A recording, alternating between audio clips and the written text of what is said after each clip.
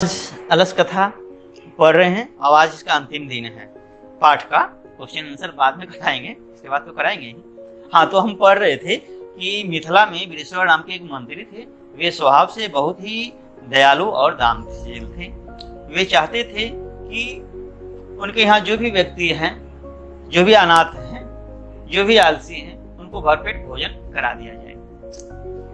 ऐसा सुनकर बहुत से आलसी आदमी और साथ में वे आदमी जो आलसी नहीं भी थे या वे आदमी जो थोड़ा बहुत आलसी थे आकर उनके यहाँ भोजन करने लगे। मान लीजिए कि उनकी कैपेसिटी 20 आदमी की थी, लेकिन आकर के 200-300 करने लगे तो बड़ा दिक्कत हुई। तो उनके आदमियों ने सोचा कि भाई हमारे स्वामी ने तो भोजन करने के लिए बुलाया था किसको, जो वास्तव में आलसी थे, लेकिन ये लोग जो आलसी नहीं है वो भी आके कर रहे हैं। ये तो हमारी लापरवाही है। तो हमको चेक करना होगा कि वास्तव में आलसी कौन है। इसके लिए क्या करेंगे? परीक्षा करेंगे। तो परीक्षा कैसे करेंगे? तो हम लोग आग लगा देंगे टेंट में जहाँ रहते हैं। लेकिन आग लगा देंगे तो आदमी को तो नुकसान हो सकता है, मर सकता है। तो नहीं, पहले इसे क्या करेंगे कि जो कीमती सामान है, जो आवश्यक सामान है, हम उसको हटा लेंगे चुपचाप और रात्रि में ऐसा आग लगाएंगे कि लोगों को भागने का, बचने का मौका मिले, है ना। और जो आदमी भाग गया तो आलसी नहीं है, जो आदमी नहीं भागा तो वो आलसी है ना। यहां तक हमने बताया था। अब इसके बाद आप आगे पढ़िए हमारे साथ। ततो गृह लग्नम प्रवृद्ध अग्नि दृष्ट्वा धूर्ता सर्वे पलायितः। तब घर में आग लगे हुए देख करके सभी धूर्त, जो वास्तव में आलसी नहीं थे, वे भाग गए। पश्चात सदअलसः पलायितः। इसके बाद वे लोग जो थोड़ा बहुत आलसी थे वे भी चले गए, भाग गए। माने वे रुक करके देखे 2 मिनट, 5 मिनट, 10 मिनट, जितना तक बच सकते थे कि कोई आएगा, आग बुझा देगा तो हम फिर से रह लेंगे। लेकिन उन्होंने देखा कि कोई भी आदमी आग बुझाने के लिए नहीं आ रहा है, तब मजबूरन लगा कि जान बचाना जरूरी है, तो वो भाग गए। जो थोड़ा बहुत आलसी थे वे भी भाग गए। चत्वारा पुरुषाः तत्रैव विसुप्ताः परस्परम आलापन्ति। 4 पुरुष वहां पर सोए हुए थे और आपस में बात कर रहे थे। क्या बात कर रहे थे? ये देखिए। एकेन वस्त्रावृत्य मुखेन उक्तम। एक ने कपड़े से अपना मुंह को निकाला, जो ढके सोए हुए थे, और बोला क्या? अहो कथम अयम कोलाहल। अरे यह कैसा हल्ला गुल्ला है। द्वितीयेन उक्तम। दूसरा बोला तर्क्यते यदस्मिन् गृहे अग्नि लग्नो अस्ति। ऐसा प्रतीत हो रहा है कि घर में आग लग गई है। तृतीयेन उक्तम।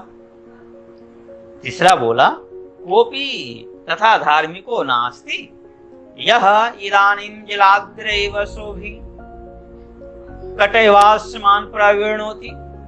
तीसरा व्यक्ति बोला यहाँ कोई धार्मिक आदमी, दयालु आदमी नहीं है जो चटाई से या पानी से या अन्य वस्तु से ढक करके इस आग को बुझा सके।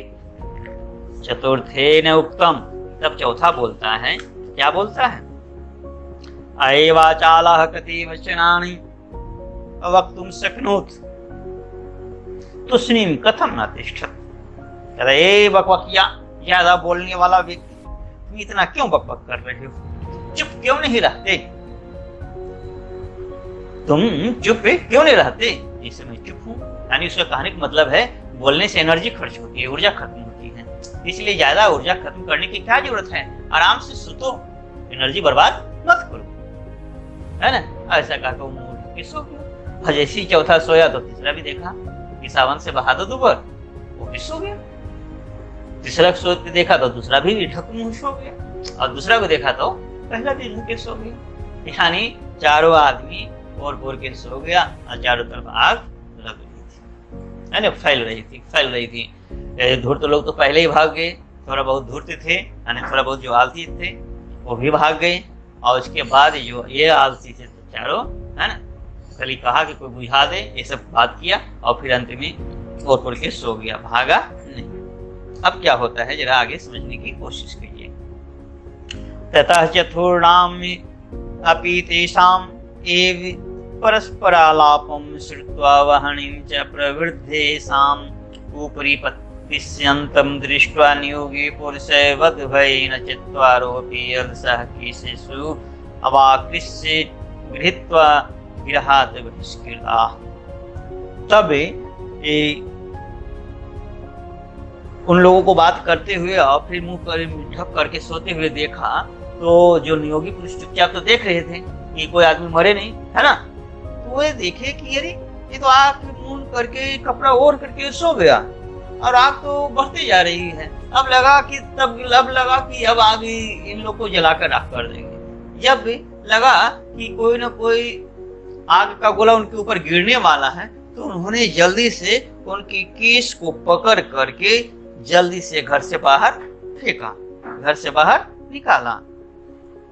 पश्चात तान आलोकित नियोगी भी पठितम। इसके बाद उन लोगों के मुंह से बरबस निकल गया। क्या निकला?